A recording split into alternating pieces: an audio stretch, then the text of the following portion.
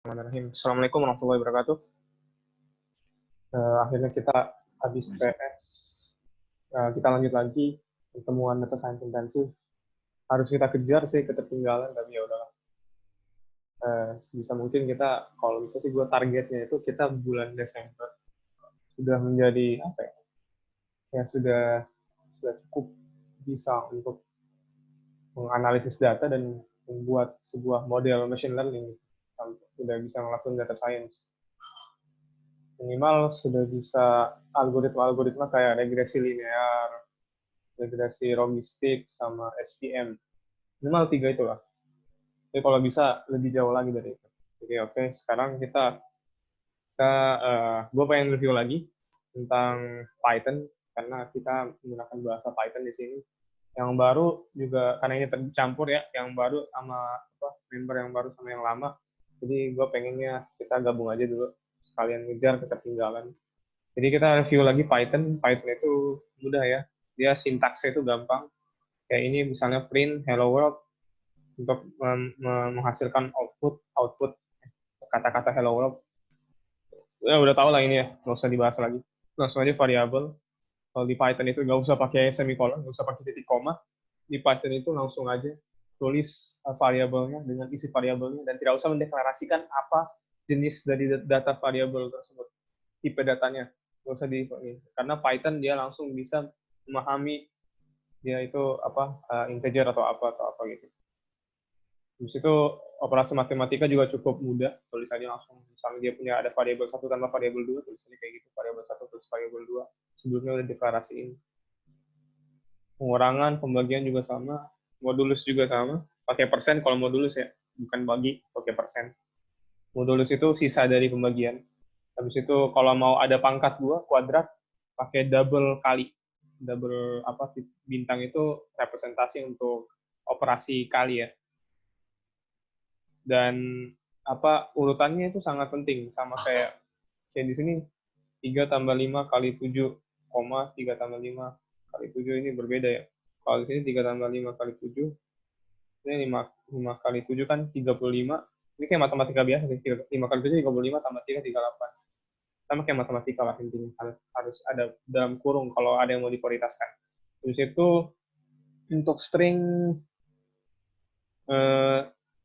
ya string itu kalau mau mencari lokasi bisa pakai .find, fungsi find. Habis itu kalau mau mencari jumlah panjangnya sebuah string, jadi kayak misalnya kita mau menganalisis sebuah data yang isinya di data Excel yang isinya kebanyakan string. Bagusnya sih data Excel-nya kita ini dulu ya, buka di Excel dulu, habis itu di save sebagai .csv. Lebih mudah biar gampang buat dimasukin ke Python-nya, ke Jupyter Notebook-nya.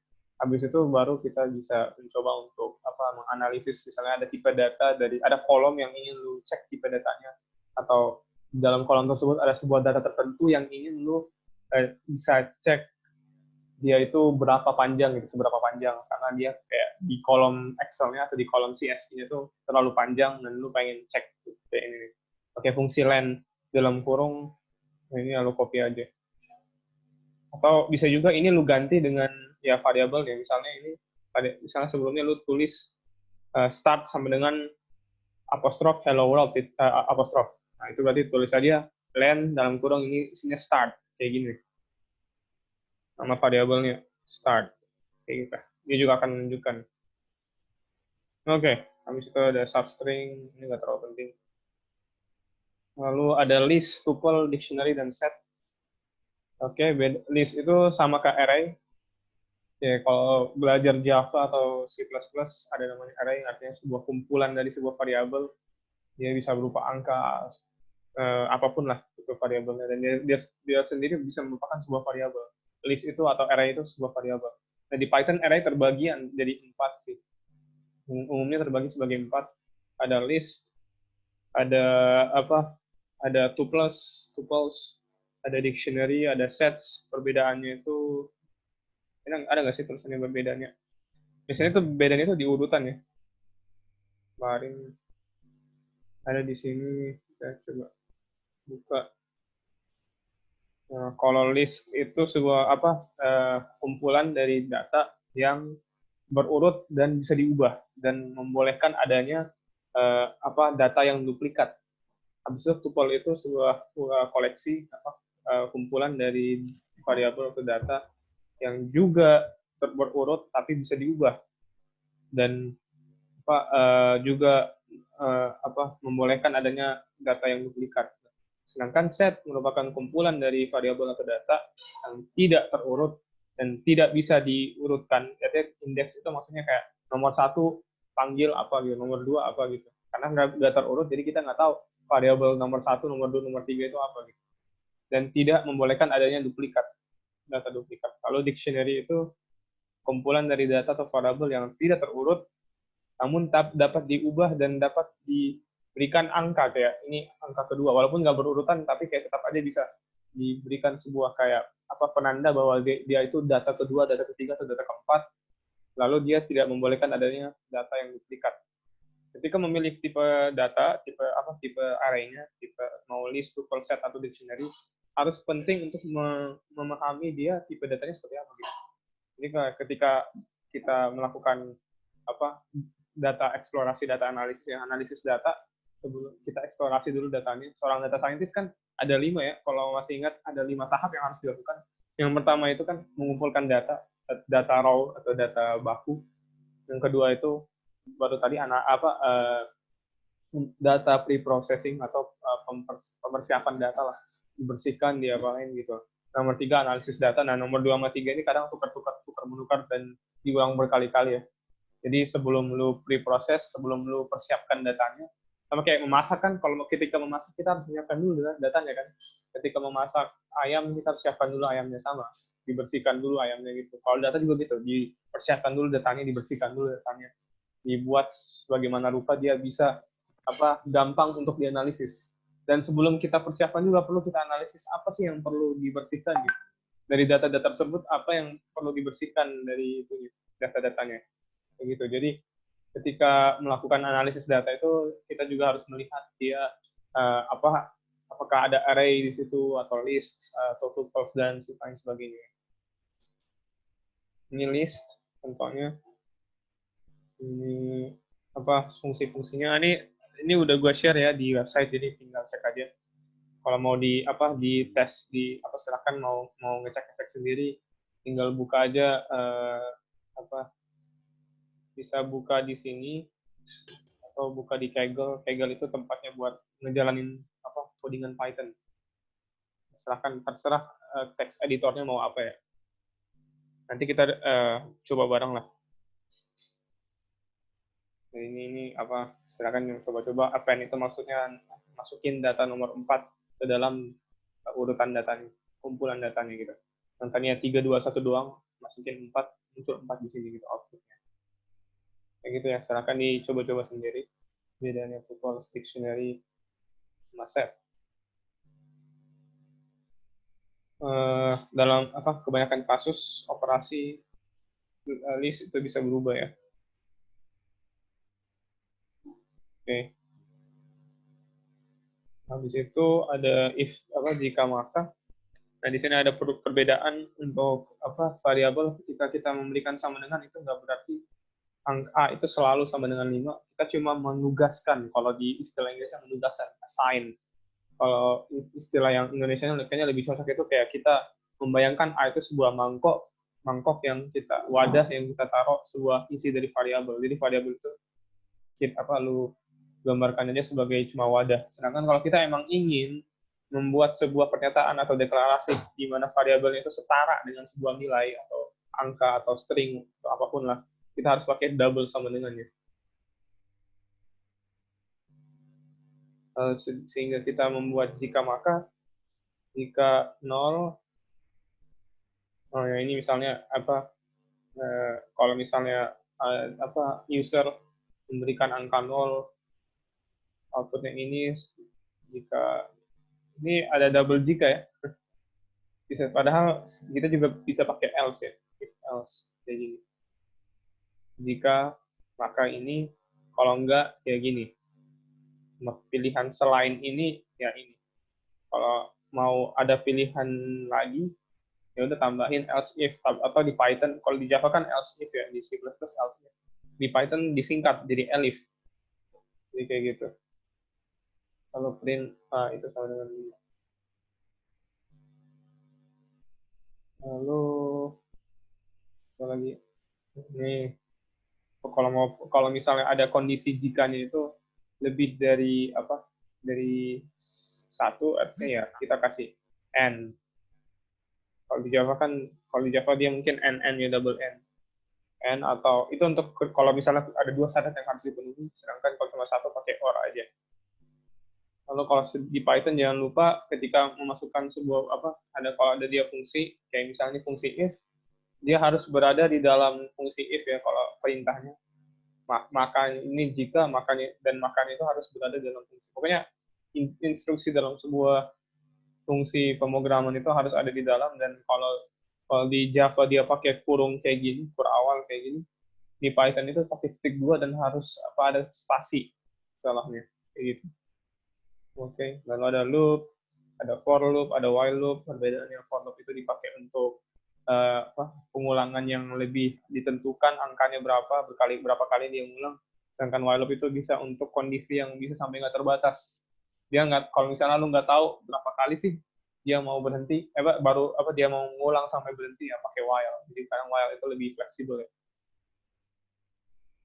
Kalau mau dihentikan pakai break, kalau ada yang mau di skip pengulangannya, misalnya 1, 2, 3-nya di skip, jadi 1, 2, 4, 5, bukan 1, 2, 3, 4, 5, tapi jadi 1, 2, 4, 5, pakai continue, di skip. Kalau break itu menghentikan seluruh pengulangan, menghentikan seluruh proses loop-nya. Oke, jadi udah, terus ada fungsi. Ya, kalau fungsi itu kalau mau membuat sebuah fungsi dalam Python, pertama pakai def, habis itu harus pakai nama fungsinya, test event. Def itu sebenarnya dari bahasa Inggris define kali ya. Kita mendefinisikan dulu fungsinya. Test event itu nama fungsinya. Ini kayak yang kemarin gue pernah bilang ya. Bagi yang baru, kemarin gue gambarkan pemrograman itu seperti fungsi matematika f dalam kurang x kayak gitu kan. Sama kayak ini f-nya, ini x. Dan dalamnya ada perintahnya. Perintahnya juga bisa berupa fungsi lain yang sebelumnya udah dideklarasikan. Kalau misalnya ada fungsi lain sebelumnya di atas, kayak bisa masukin fungsi tersebut ke dalam fungsi lain. Sama kayak for loop dalam for loop bisa masukin loop lagi, dalam while loop bisa masukin for loop lagi kayak gitu. Kalau ada kelas, ini untuk pemrograman yang berbasis objek, yang ketika ingin misalnya kita membuat pemrograman dengan ada objek yang kita ingin, objek fungsi yang dalam bentuk objek yang ingin mewarisi fungsi lainnya, jadi tanpa kita memanggil lagi fungsinya, dia udah mewarisi instruksi fungsi sebelumnya pakai kelas. Tapi ini kita nggak terlalu bahas karena di dalam data science itu jarang banget kita pakai kelas. Tapi mungkin nanti kan kita nggak cuma data science doang, sebenarnya nanti kita belajar ada data engineer. Karena data science itu ada sulit, bagi yang mau niat banget data science silahkan. Kalau niat banget data science artinya harus belajar lagi algoritmanya, harus belajar lagi matematikanya kayak gitu. Sedangkan kalau misalnya ingin Python-nya aja, pengen kuat di Python-nya aja, bisa menjadi seorang data engineer atau web developer dan sebagainya. Kalau web developer, gue nggak bakal bahas di grup DSI, Data Science Intensive, gue nggak bakal bahas. Gue cuma bahas data engineer. Jadi kita bagaimana caranya data scientist itu bisa bekerja itu karena orang yang menghubungkan antara database perusahaan atau gudang data warehouse perusahaan dengan seorang data scientist itu ada namanya data engineer. Kalau dulu namanya business intelligence, tapi sekarang udah mulai, ya sama sih, sekarang juga tetap namanya business intelligence, tapi data engineer sekarang lebih jadi julukan jobnya yang lebih tepat sekarang, yang lebih diperbarui lah, karena data engineer itu benar-benar menyiapkan semua pipa-pipa datanya, kayak dari gudang data bisa dihubungkan ke data scientist yang ingin mengolah dan menganalisis data engineer yang menyiapkan semua itu. Oke, sekarang kita masuk ke machine learning. Nah, ketika kita ingin mempelajari machine learning atau AI, artificial intelligence, ketika kita ingin membuat kayak robot untuk melakukan otomasi atau ingin melakukan data science, menganalisis data, atau melakukan prediksi future events, prediksi kejadian-kejadian yang akan datang. Kita harus dulu benar-benar memahami data itu seperti apa gitu. Dan ketika kita mau membicarakan data ya, bentuk itu selalu seperti ini, selalu seperti tabel.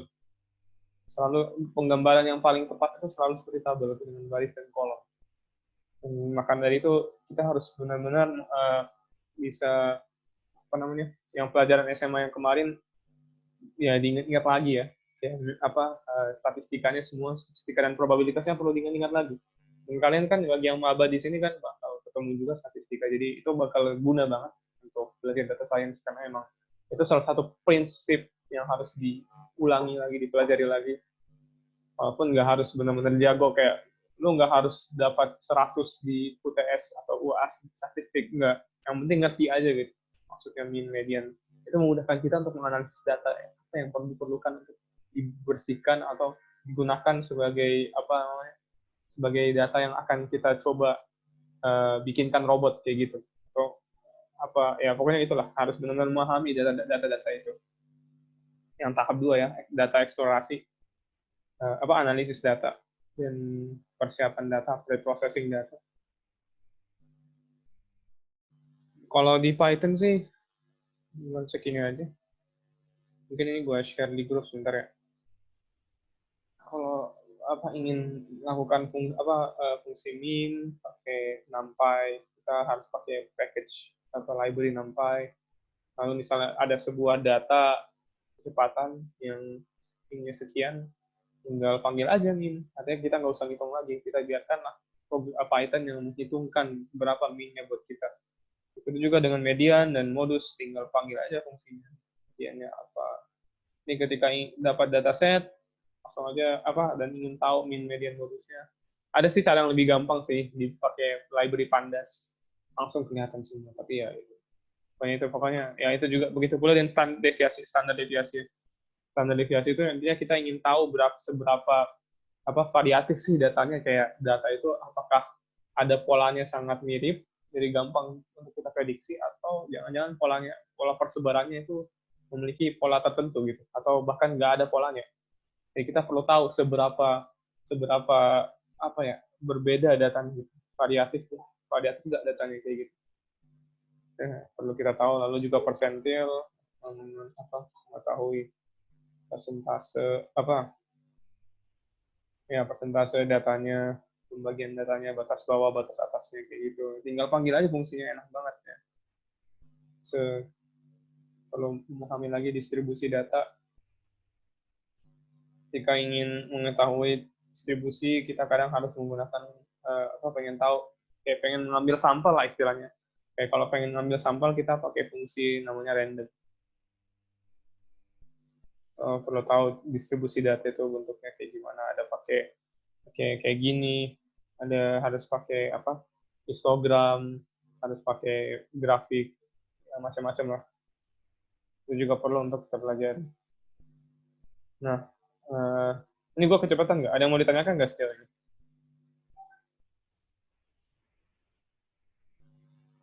Anissa Rosdiana bisa? Nggak kecepatan kan?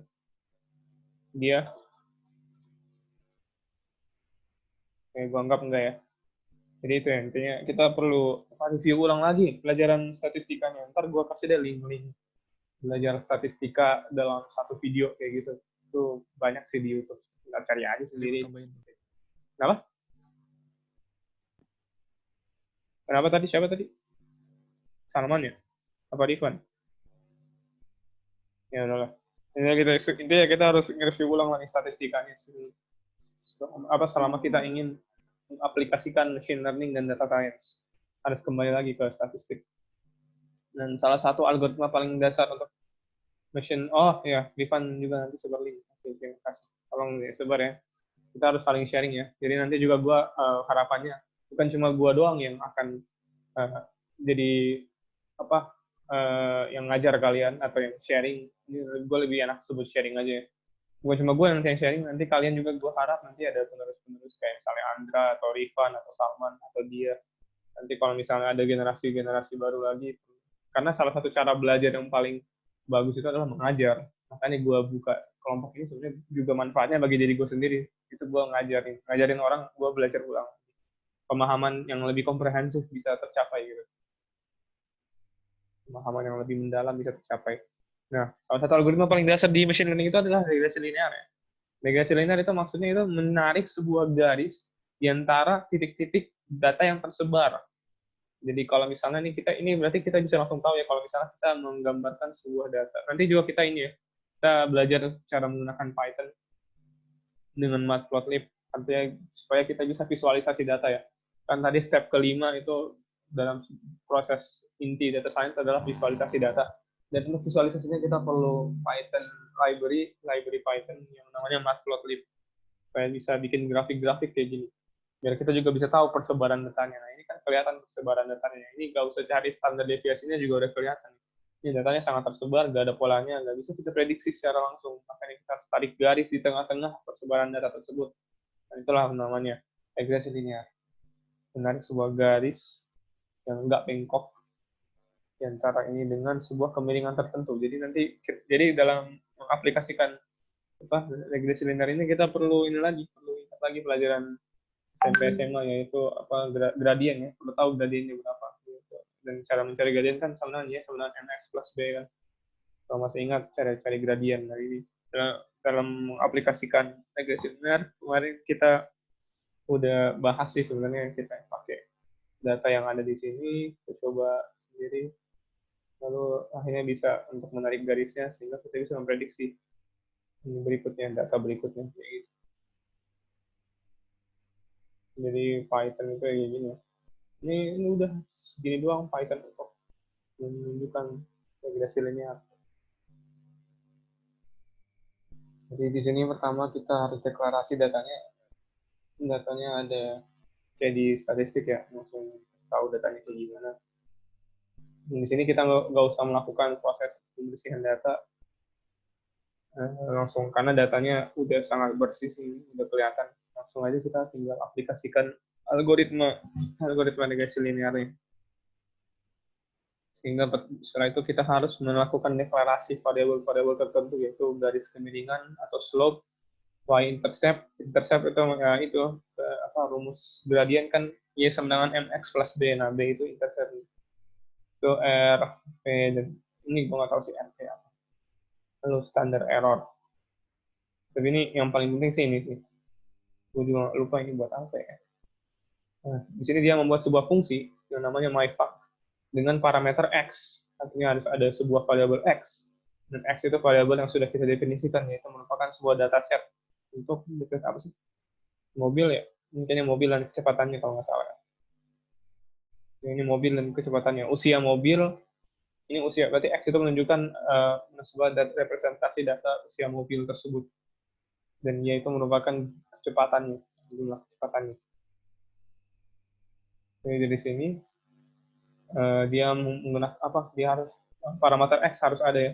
Dia mengambil parameter x, terus itu dia artinya parameter kan gunanya kalau misalnya variabel sebelumnya variabel yang udah kita deklarasikan sebelumnya ingin kita masukkan ke dalam sebuah fungsi tertentu. Jadi dia membawa parameter x, lalu dia meminta instruksinya itu dalam fungsi myfunc itu dia meminta kemiringan dikali dengan x tambah intercept. Oh iya, gue nggak pakai Zoom Premium. 10 menit lagi ya. Okay. Jadi kita dia lalu ini kan rumus bawaannya. Yang y sama dengan mx plus b, rumus kemiringan. Ya udah, habis itu setelah itu kita sudah ada fungsi untuk bisa menarik garis regresi linearnya. Kita harus bikin model matematika, model machine learning-nya gitu dengan fungsi ini. Listnya itu ya bikin sebuah list. Bilangnya ada map. Nanti ini gue jelasin. Aduh, kayaknya gue nggak bisa lama ternyata. Kepala gue mulai pusing. Sampai gue mual, jadi ya kita agak cepat aja. Nanti gue kasih deh tutorial regresi linear Python di YouTube. Mungkin mereka lebih jelas dari gue karena sekarang gue lagi gak enak badan sebenarnya. Oke, jadi ketika sudah sudah membuat modelnya, baru kita pakai fungsi itu tadi, fungsi dari library matplotlib, yaitu scatter. Artinya kita mau bikin sebuah grafik dengan data yang tersebar dan dengan dataset X dan Y, gitu. X sebagai baris, Y sebagai kolom. Bukan. Ya, pokoknya X sebagai data kecepatan, data usia, dan Y sebagai data kecepatan mobil. Habis itu apa apa namanya? Kita munculin garisnya, X, my model. Dan lalu tunjukin pakai fungsi show buat nunjukin grafik. Alhasil kita bisa dapat grafik dan kita bisa tahu prediksi data-data selanjutnya dengan fungsi apa ya kemarin.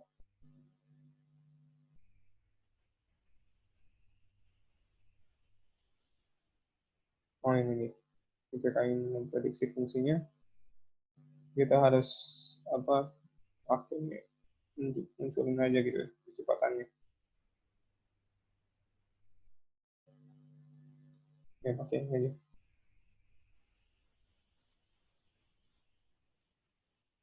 Coba print, tinggal jalankan.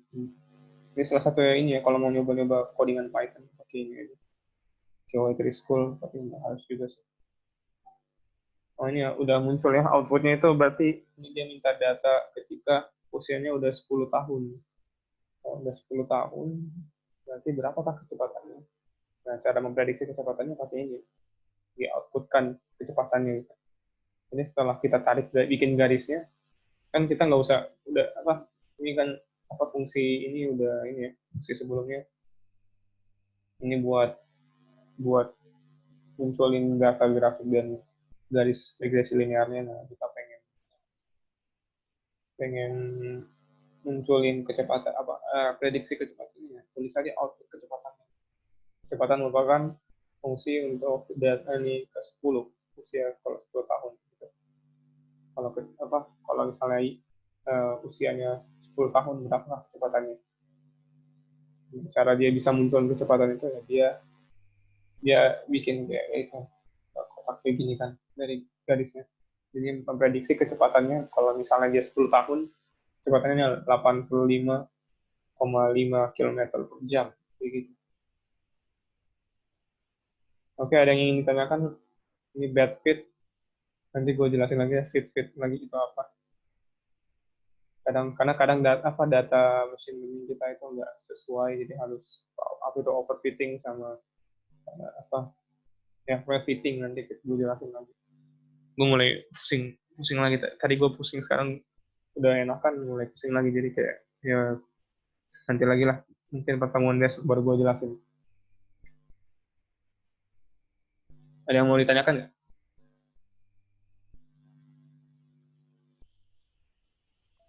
Agak sih gue. Itu kalau pakai matplotlib sama mau pakai SciPy ya, library untuk munculin statistik atau pakai ini model SciPy gitu. Ada banyak sih library, ada banyak tools library itu maksudnya kayak toolsnya Python yang bisa digunakan untuk melakukan data science dan menerapkan algoritma machine learning. Contohnya untuk regresi linear kita juga bisa pakai ini, TensorFlow,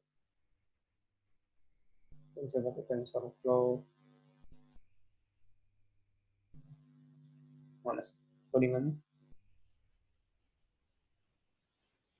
Nah ini pakai library TensorFlow di sini. Buka Google Colab, oke, TensorFlow. Ini juga pakai regresi linear untuk dataset yang dari CSV, begitu. CSV kan kayak Excel gitu kan. Di situ dimunculin datanya. Ini datanya.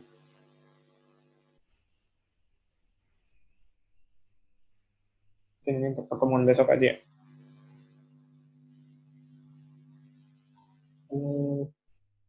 Besok juga kita coba untuk belajar Python dengan ini ya, exercise ya. Dengan latihan lagi, selain latihan yang dari sini, jadi White School, nanti kita latihan lagi dari sini. Mungkin gue bikin 2 sesi. Sesi sore sama sesi malam. Sore itu kita latihan Python. Ya nanti lihat-lihat aja lah besok. Kayak gitu ya. Jadi kita ini gue pesan udah gue share di WhatsApp gitu.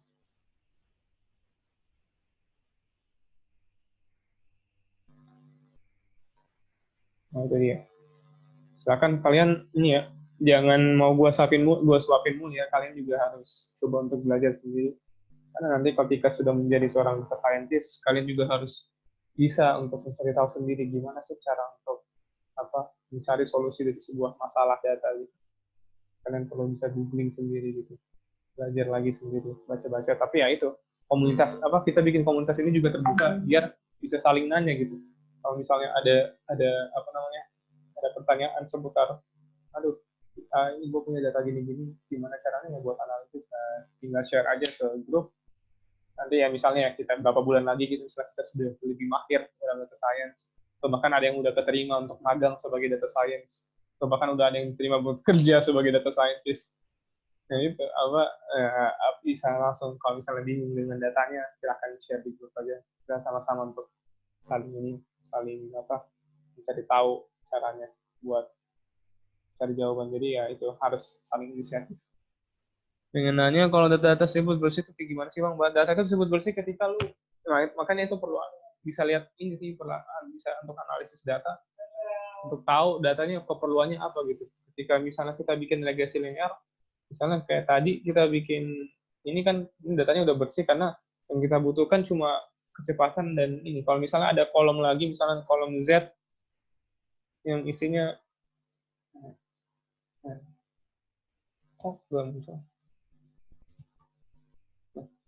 Gue ngetik apa-apa nggak muncul. Jadi kalau misalnya gue bikin ke Z yang isinya merupakan merek mobil ya, misalnya mereknya ya Kijang, habis itu BMW apa segala dan gitu, itu kan kadang dia dia dia mengganggu dengan datanya yang isinya sebuah angka, semuanya angka. Dan ini semua isinya dia data yang eh, datanya itu merupakan string atau karakter gitu. Artinya kan dia kotor karena dia mengganggu datanya. Kita nggak butuh itu, kita butuhnya angka gitu.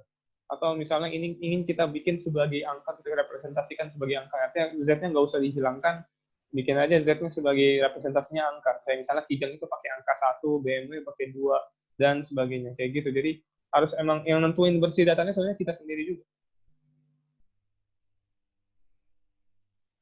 Ya, pokoknya data itu bersih ketika kita udah tahu, oh ini datanya sudah cukup nih, kita mau menerapkan machine learning dan mau memprediksi data apa yang ingin dilihat ininya, yang seperti apa yang mau diprediksi gitu, data seperti apa yang mau kita analisis dan prediksi outputnya dan kita terapkan machine learning.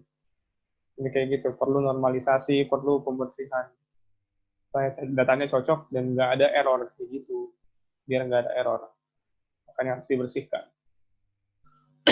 Aduh, perut gue sakit. Yaudah, gue tutup untuk malam ini. Mungkin besok lagi ya. Kalau ini besok sore, besok malam lah. Gue tiba-tiba gak enak badan lagi. Jadi ya, makasih banyak yang udah datang. Mohon maaf nih, cuma bentar doang.